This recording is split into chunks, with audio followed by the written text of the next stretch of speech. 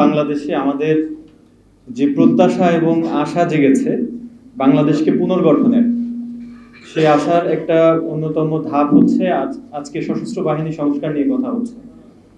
আমরা বিগত 15-16 বছরে দেখেছি ফ্যাসিস্ট হাসিনা তার ক্ষমতাকে সুরক্ষিত রাখার জন্য বাংলাদেশের প্রত্যেকটা রাষ্ট্রীয় সাংবিধানিক যে প্রতিষ্ঠানগুলো, সেই প্রতিষ্ঠানগুলোর কোমর ভেঙে দিয়েছে। এই প্রতিষ্ঠানগুলোকে সে দলীয়করণ করেছে, বিভিন্নভাবে প্রতিষ্ঠানগুলোকে আওয়ামীকরণের মাধ্যমে সেগুলোকে তার ক্ষমতা কুক্ষিগত রাখার যে বাসনা, সে বাসনার কাজে লাগিয়েছে।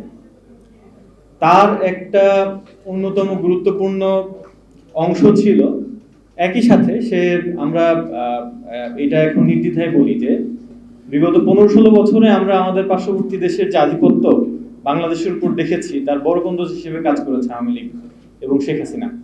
বাংলাদেশের প্রথম 5D AI ইনভার্টার যুক্ত সর্বোচ্চ বিদ্যুৎ সাশ্রয়ী যমুনা এয়ার কন্ডিশনার। তো তার একটি ধাপ হিসেবে বাংলাদেশের গর্ব আমাদের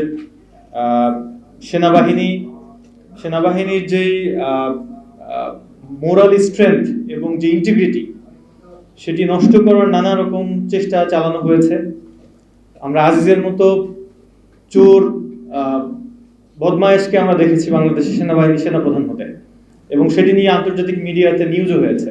তো বিভিন্নভাবে আমাদের দেশপ্রেমিক সেনাবাহিনীকে তাদের যে ইন্টিগ্রিটি, তাদের যে মোরাল স্ট্রেংথ, তাদের যে শক্তি, সেই ভেতরের শক্তিটাকে নষ্ট করার ষড়যন্ত্র চলেছে। এবং আমরা দৃঢ়ভাবে বিশ্বাস করি বাংলাদেশের দেশপ্রেমিক সেনাবাহিনীর শক্তি বা তাদের যে অখণ্ডতা, এটি বাংলাদেশের সার্বভৌমত্ব এবং আমাদের দেশের ভৌগোলিক অখণ্ডতার জন্য অত্যন্ত প্রয়োজনীয় একটি দিক। এবং আমাদের সেনাবাহিনীর মধ্যে এই দেশপ্রেম ফিরিয়ে নিয়ে আসার জন্য, দেশপ্রেমকে আরো সমুন্নত করার জন্য, তাদের শক্তিকে আরো দেশের সার্বভৌমত্বের প্রয়োজনে কাজে লাগানোর জন্য সংস্কার প্রয়োজন। সংস্কার কোন কোন জায়গায় হওয়া উচিত সেটি নিয়ে মতামত দেওয়ার মতো দৃশ্যটা আমি দেখাবো না। এখানে বিজ্ঞ অনেক অবসরপ্রাপ্ত সামরিক বাহিনীর এবং বাংলাদেশের সিকিউরিটি রিলেটেড যারা স্ট্র্যাটেজিস্ট আছেন, যারা বিশেষজ্ঞ আছেন, তারা মতামত দিবেন। আমি একজন সচেতন নাগরিক হিসেবে এবং জুলাইয়ের এই জেনারেশনের একজন অংশীদার হিসেবে, অংশীজন হিসেবে আমি বিশ্বাস করি এবং অনুভব করি বাংলাদেশের সেনাবাহিনীর সংস্কার হওয়া প্রয়োজন। শুধু একটি ফিলিংসের কথা আমি বলে আমি শেষ করি আমার কথা।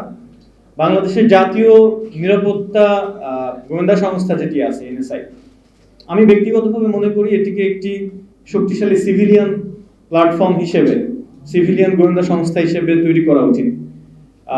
আমি প্রত্যাশা রাখি যে সামনের নতুন বাংলাদেশে আমরা এই ধরনের সংস্কারমূলক কার্যক্রম দেখব। সেনাবাহিনীর এই সংস্কারে, সশস্ত্র বাহিনীর সংস্কারে আমাদের ঐক্যবদ্ধভাবে প্রচেষ্টা চালানো দরকার।